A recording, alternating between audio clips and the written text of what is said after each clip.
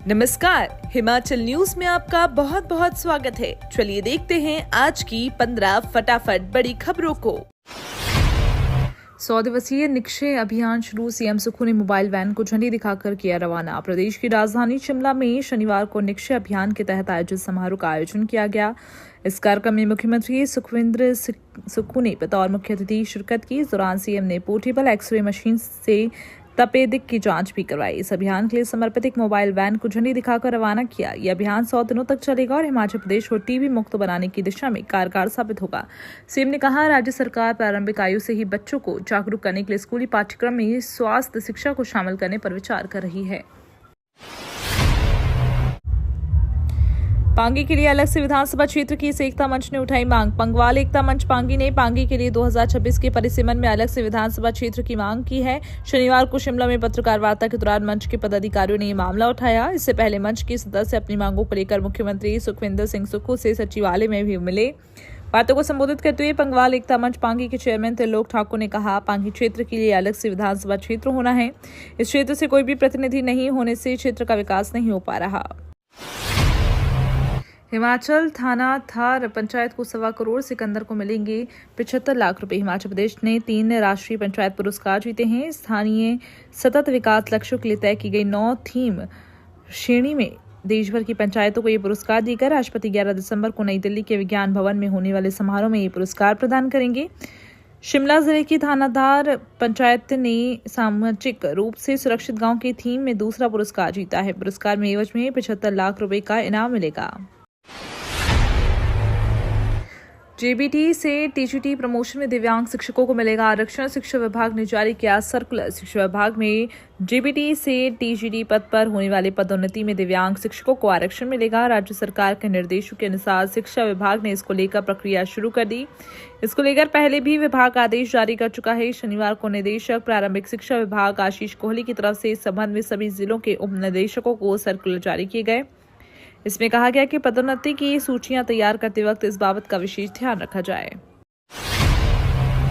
कुल्लू में टीबी उन्मूलन अभियान का शुभारंभ। 80,000 लोगों की घर द्वार पर होगी स्क्रीनिंग। टीबी उन्मूलन के लिए सरकार प्रशासन प्रयासरत है। भारत को 2025 तक टीबी मुक्त बनाने के लिए प्रधानमंत्री टीबी मुक्त भारत अभियान शुरू किया गया। जिला कुल्लू में 80,000 लोगों की घर द्वार पर स्क्रीनिंग की जाएगी। स्क्रीनिंग के लिए टीबी उन्मूलन अभियान के तहत स्वास्थ्य विभाग ने 7 दिसंबर 2024 से 17 मार्च 2025 तक अभियान शुरू किया। आयुष, महिला एवं बाल विकास विभाग, पंचायत, सरकारी और गैर सरकारी प्रतिनिधियों की मदद से क्षय रोगियों की पहचान की जाएगी। मौसम अनुकूल रहने तक दीपक ताल तक जा सकेंगे पर्यटक। विधायक की अनुशंसा पर दी अनुमति। सामरिक महत्व की मनाली सरचू लेह सड़क को दारचा से आगे भले ही वाहनों की आवाजाही के लिए आधिकारिक तौर पर बंद कर दिया गया है, लेकिन अभी मौसम अनुकूल बना है। ऐसे में लाहौल स्पीति की विधायक अनुराधा राणा की अनुशंसा पर अब पर्यटकों को दीपक ताल तक जाने दिया जाएगा। हालांकि पर्यटक दारचा से करीब 14 किलोमीटर दूर दीपक ताल तक भी जा सकेंगे जब तक मौसम साफ है। मौसम खराब होने की स्थिति में आवाजाही रोक दी जाएगी। रेल मंत्री के समक्ष रखा जाएगा खजियार डलहौजी को रेल लाइन मुद्दा। जिला चंबा के खजियार और डलहौजी को रेल लाइन से जोड़ने का मुद्दा रेल मंत्री के समक्ष उठाया जाएगा। 2 दिन के भीतर दिल्ली में रेल मंत्री से मुलाकात होगी। उन्हें यहाँ की वस्तु स्थिति से अवगत कराया जाएगा और चर्चा की जाएगी। इस योजना को हर हाल में सिरे चढ़ाया जाएगा। ये बात कांगड़ा चंबा के सांसद राजीव भारद्वाज ने चंबा में पत्रकार वार्ता में कही है। उन्होंने कहा, कांगड़ा की ट्राई ट्रेन को ब्रॉडगेज करने के लिए प्रक्रिया शुरू कर दी गई। शिक्षकों के ट्रांसफर के साथ युक्तिकरण भी अब अगले शैक्षणिक सत्र से। प्रदेश सरकार शैक्षणिक सत्र के मिड सेशन में शिक्षकों के ट्रांसफर नहीं करेगी। छात्रों के हित में सरकार ने फैसला लिया, लेकिन अब ट्रांसफर के साथ शिक्षकों का युक्तिकरण भी अब अगले शैक्षणिक सत्र में होगा। मिड सेशन में सरकार न स्कूलों और न ही कॉलेजों में सरप्लस बैठे शिक्षकों को बदलेगी। हालांकि इस समय स्कूलों में 186 शिक्षक सरप्लस में हैं। अनुराग ठाकुर बोले, प्रदेश में इतिहास की सबसे भ्रष्ट और निकम्मी सरकार आई। पुरानी परियोजनाएं भी बंद की। प्रदेश की कांग्रेस सरकार के 2 वर्ष पूरे होने पर जश्न मनाने के फैसले के खिलाफ शनिवार को जिला भाजपा की ओर से जन आक्रोश सभा का आयोजन हुआ। इसमें हमीरपुर लोकसभा सीट से सांसद पूर्व केंद्रीय मंत्री अनुराग ठाकुर, राज्यसभा सदस्य सिकंदर कुमार विशेष रूप से मौजूद रहे। उन्होंने वर्तमान सरकार पर जमकर जुबानी हमला बोला। अनुराग ठाकुर ने कहा, जन जन की जुबान पर एक ही बात कि प्रदेश के 7 दशकों के इतिहास में पहली बार सबसे भ्रष्ट और निकम्मी सरकार आई। कहा कि जयराम ठाकुर ने जो परियोजनाएं शुरू की उनको प्रदेश की मौजूदा सरकार ने पूरा तो क्या करना रद्द कर दिया। नौणी विश्वविद्यालय 16 दिसंबर से आयोजित करेगा पौधों की वार्षिक बिक्री। डॉक्टर यशवंत सिंह परमार उद्यानिकी और वानिकी विश्वविद्यालय नौणी 16 दिसंबर से किसानों के लिए फलों के पौधों की रोपण सामग्री की वार्षिक बिक्री शुरू करेगा। ये बिक्री नौणी के मुख्य परिसर में विश्वविद्यालय की नर्सरियों, कृषि विज्ञान केंद्रों और राज्य के विभिन्न हिस्सों में स्थित विश्वविद्यालय के अनुसंधान स्टेशनों पर पहले पाव के आधार पर आयोजित की जाएगी। इस वर्ष विश्वविद्यालय और अन्य स्टेशनों पर बिक्री के लिए उपलब्ध पौधों की कुल संख्या 2 लाख से अधिक है। सर्दियों में व्यवस्था की तैयारियों के मद्देनजर बैठक आयोजित। सर्दियों में व्यवस्था की तैयारियों के मद्देनजर आज खंड विकास अधिकारी कार्यालय जुब्बल में उपमंडल अधिकारी जुब्बल गुरमीत नेगी की अध्यक्षता में बैठक का आयोजन हुआ। इस बैठक में लोक निर्माण, बिजली, जल शक्ति, पुलिस, स्वास्थ्य, कृषि, बागवानी, अग्निशमन, वन सहित अन्य सभी विभागों के वरिष्ठ अधिकारियों ने हिस्सा लिया। इसके अतिरिक्त व्यापार मंडल जुब्बल और नगर पंचायत जुब्बल के प्रतिनिधि भी शामिल रहे। जिला मुक्त कारागार धर्मशाला में कैदी बने गोपाल डेयरी के दूध से की 19 लाख की कमाई। बॉलीवुड की मशहूर फिल्म 2 आंखें 12 हाथ की कहानी आज भी लोगों को याद है, जिसे एक जेलर कई खूंखार कैदियों को सच्चाई की राह पर चलाना सिखाता है।